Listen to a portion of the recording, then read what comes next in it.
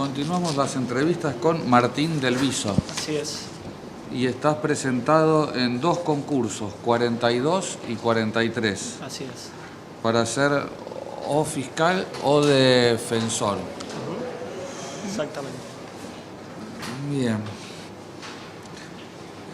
¿Qué te lleva a ocupar estos roles, tanto de fiscal como de defensor? ¿Qué me llevó a anotarme en los concursos? Exacto. Bueno, es una pregunta bastante compleja, pero ya sabía que la estaban preguntando. De hecho, bueno, ustedes ya saben que hay un montón de radio pasillo y creo que desde que fijaron la fecha se está diciendo, a ver, bueno, qué decimos, qué no decimos en estas cuestiones, ¿no?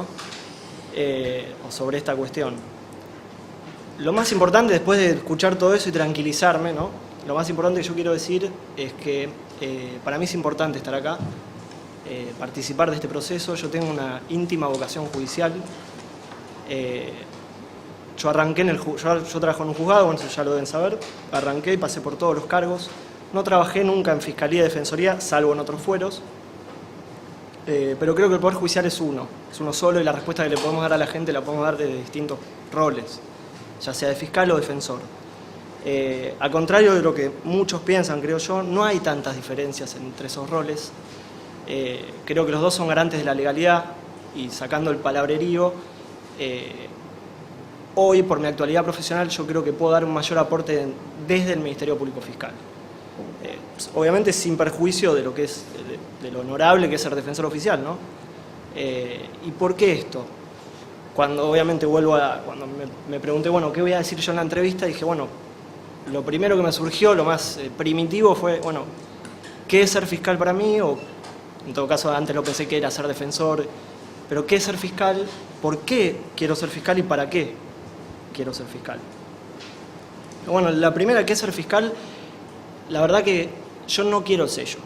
A mí no me interesa Martín Del Viso secretario, Martín Del Viso fiscal, no me interesa los honores, yo quiero las responsabilidades de ser fiscal. Quiero ejercer como el rol de fiscal, no quiero ser fiscal. Creo que si bien puede parecer lo mismo, para mí no es lo mismo. Y creo que desde el Poder Judicial se tiene que dar esa imagen. Digo, no somos jueces, ejercemos como jueces, o ejercemos como fiscales, o ejercemos como secretarios. Y para mí eso es importante.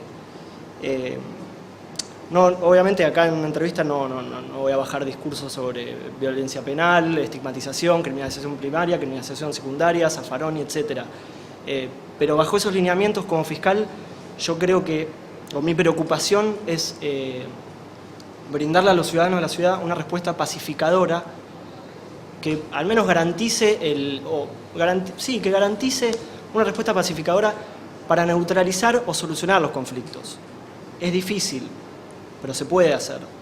Digo, ¿y por qué esta diferencia con el defensor? Porque en la fila el que primero está es el fiscal para contener el poder punitivo. Digo, el fiscal lo que tiene que hacer es habilitar el poder punitivo, pero el racional. Después el restante lo tiene que contener, y él es el primero que tiene que hacer eso. Digo, el fiscal no es la víctima, el fiscal es la vindicta pública, que son dos cosas distintas, por lo menos a mi humilde modo de ver. Y eso creo que yo puedo transmitirlo una vez que por supuesto, si se da la posibilidad, ¿no? Bajo esos parámetros, a mí me gustaría graficarlo, cuando digo para qué quiero ser fiscal, me gustaría graficarlo con un ejemplo y citar una intervención que tuve yo como secretario en el juzgado. No quiero aburrirlo, no le voy a contar toda la causa y todo el proceso. La causa está terminada, por eso puedo contarlo. Si no, obviamente me rige la confidencialidad para titular del juzgado. Pero sirve de ejemplo para decir, bueno, qué es lo que yo quiero o qué es lo que yo haría como fiscal. La causa se trataba de una imprenta, se llama Indugraf, todavía existe. Es una imprenta muy importante que provee a la editorial Sudamericana y otras editoriales. Llega una causa al juzgado, como llega cualquier causa, con un pedido de allanamiento para desalojar en los términos del artículo 335 del Código Procesal Penal. Hasta ahí todo como una causa normal y corriente, por supuesto con las dificultades del caso, etc.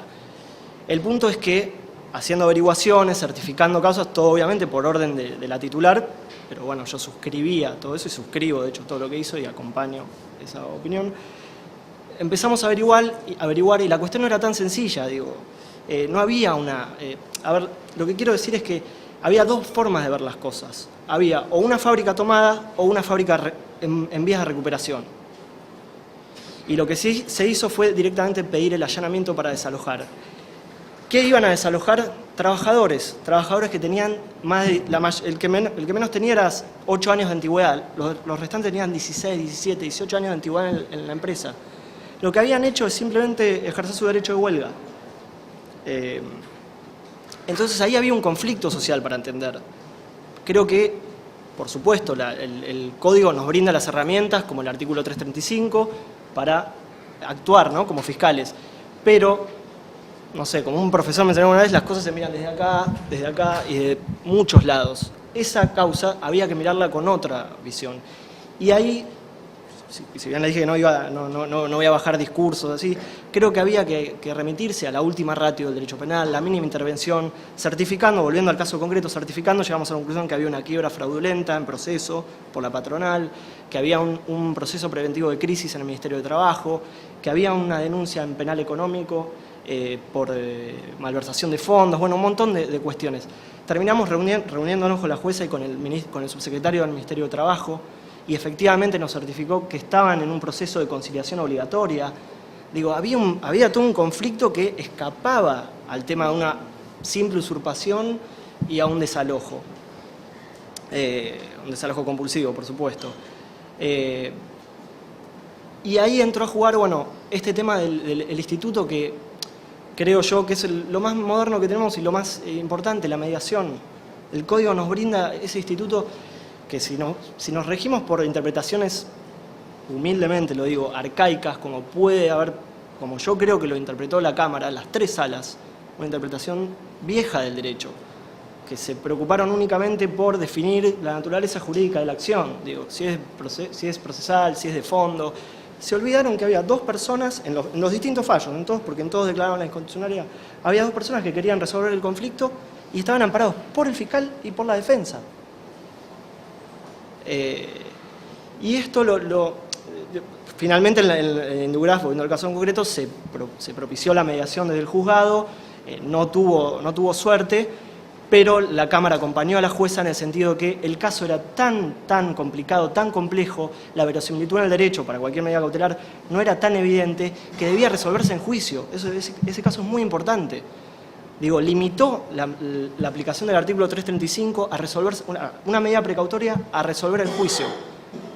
Y volviendo a lo de mediación, creo que tiene que ver también, hoy o ayer, no me acuerdo, leí en Página 12 o en La Nación, no me acuerdo.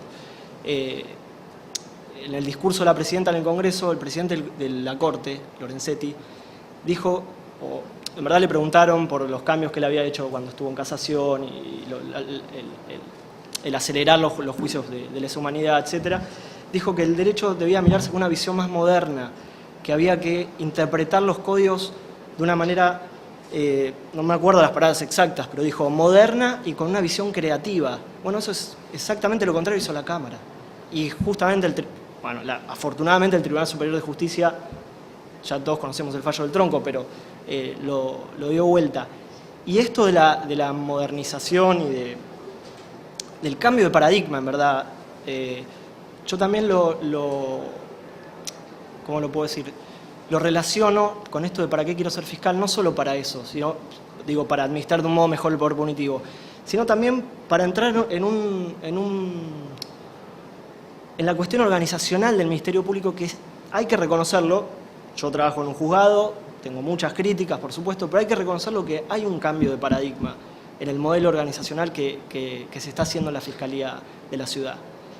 Y ahí sí me interesa participar, me interesa dar un aporte. Digo, esto de... a ver, hoy en día el tema principal del fuero, o por lo menos desde lo que nos llega al juzgado y lo que yo entiendo, es la violencia de género. Digo, todo este tema de la Oficina de Asistencia a la Víctima y el Testigo creado, eso es un cambio, es una modernización para la justicia. Digo, eso hay que acompañarlo. Y para mí es un desafío, digo, al margen de ir, ser fiscal y lo que yo le dije del sello y de impulsar, por supuesto, de decir, bueno, esto lo voy a perseguir, esto no. Creo que también hay un mundo aparte de la causa y de los ganchitos, que está bueno explorar, digo, que está bueno seguir, digo. Eso es básicamente, por supuesto desde la defensa también se puede hacer un montón de cosas. Hoy particularmente y personalmente por mi situación profesional de hoy, de acuerdo, yo estimo que mi aporte mayor hoy lo puedo dar desde la Fiscalía. Gracias, señor presidente. Buenas tardes, doctor. ¿Cómo le va? Usted habló del modelo organizacional de la Fiscalía, que quiere participar en ese modelo organizacional a través de una actitud responsable como fiscal. ¿Me puede explicar un poco en detalle qué quiere decir esto? A ver, en detalle. Si usted, a ver, cualquiera que entre a la página de internet, porque hoy nos manejamos todo con internet, cualquiera que entre a la página del Ministerio Público Fiscal se da cuenta, o por lo menos está muy ordenada, de todo lo que implica el Ministerio Público Fiscal. No son fiscalías.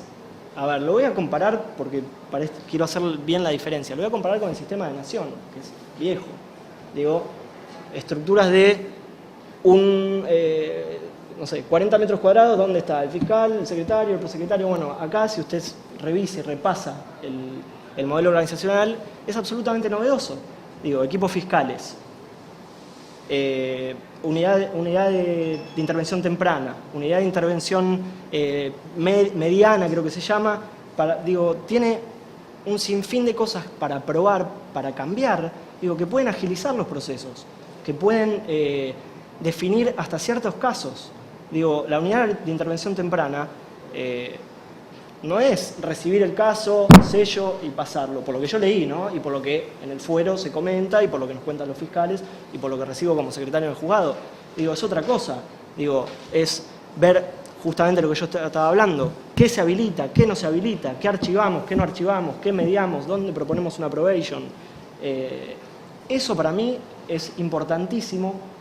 Cambia absolutamente el esquema normal, habitual, de lo que yo trabajé en meritorio hace mucho tiempo, en una fiscalía en San Isidro, y era arcaico la distribución de tareas. Bueno, dentro de eso, no le puedo decir particularmente qué es lo que yo haría, porque aparte sería aventurado de mi parte, porque yo nunca estuve ahí. Yo hablo por lo que me llega, por esto yo no puedo ir y decir, desde acá decir, bueno, haría esto, lo otro. Creo que podría dar un aporte, pero necesitaría conocer, además de mirar la página, de contar, hablar con mis colegas, necesitaría conocer un poco más en profundidad la cuestión. Sí creo que desde el juzgado, una visión desde el juzgado y de todo lo que nosotros fuimos recibiendo, o vamos recibiendo todos los días, hay críticas constructivas. De hecho, no sé, llega una causa y por ahí la verdad es esa, lo primero que hacemos es decir, che, mirá esto, mirá lo que hicieron acá. A veces, no siempre, ¿no? Bueno, pero también después uno pensándolo dice, bueno, pero debe haber una razón por la que hacen esto. Bueno, yo quiero ir a conocer esas razones y quiero ir a aportar mi parte, quiero ir a ver quiero ir a dar mi experiencia del juzgado.